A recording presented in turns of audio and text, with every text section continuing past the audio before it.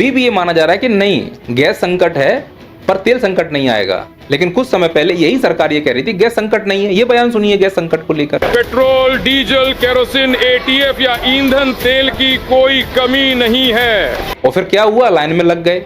फिर ये बयान क्या देते हैं कि कम आंच में उबालो। पढ़िए जो ये लिखा हुआ है।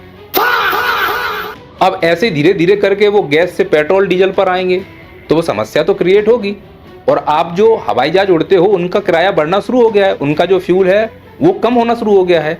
मेरी बात पे यकीन नहीं है तो अंधभक्त गोदी मीडिया के साहूकार सुशांत को सुनिए। देखिए कांग्रेस क्या कर रही है ये तो कांग्रेस जाने, लेकिन सड़क पर लाइनें दिख रही हैं, लोग बातें कर रहे हैं, लोग हमसे भी कह रहे हैं कि सर यहां नहीं मिल रहा, वहां नहीं मिल रहा। कोई कह रहा है सर आपके पास अगर इलेक्ट्रिक वाला है चूल्हा तो दे दीजिए, हमको नहीं मिला। लोगों को दिक्कतें हैं तो लक्षण तो दिखने लगे हैं कि हाँ ये संकट होगा, पर इसका मतलब ये नहीं कि हम पैनिक हो जाएं। और एक्चुअली हम लोग पैनिक बहुत जल्दी होते हैं। किसी ने अफवाह उड़ा दी गैस खत्म हो रही तो लाइन लगा ली, खड़ी हो गए।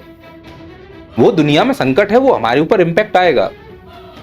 हम इस संकट की घड़ी में देश के साथ खड़े हैं। इस वीडियो के बनाने का उद्देश्य ये नहीं है कि हम देश की खामियां गिना रहे हैं। देश के साथ तब भी थे, आज भी हैं। भारत से बढ़कर हमारे लिए कुछ नहीं है। लेकिन जो नेता जिन्हें हम सब कुछ समझ रहे हैं वो सब छोड़कर चुनाव में लगे हुए हैं, तो मन करता है कि पहले इनको ठांस दो, गरिया दो इनको ढंग से। अरे हम लाइन में लगे हुए हैं, तुम्हें चुनाव की रैलियां पड़ी हुई है और तुम ऐसे कौन हो कि तुम ही सभी रैलियां जाके करोगे? बुढ़ापा तुम्हारा आ गया, मशरूम खा खा के तुम हट जाओगे तो फिर रैलियां कौन करेगा? किसी दूसरे को भी आने दो, उसको करने दो।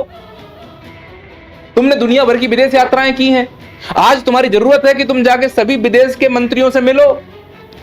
हमारा विदेश मंत्री आंखों से ऊर्जा निकालते घूम रहा है, वो बेचारा कर क्या ले? उसकी मुलाकात किसी से हुई नहीं है। सब जगह तुमने जाके खेके किया है तुमने।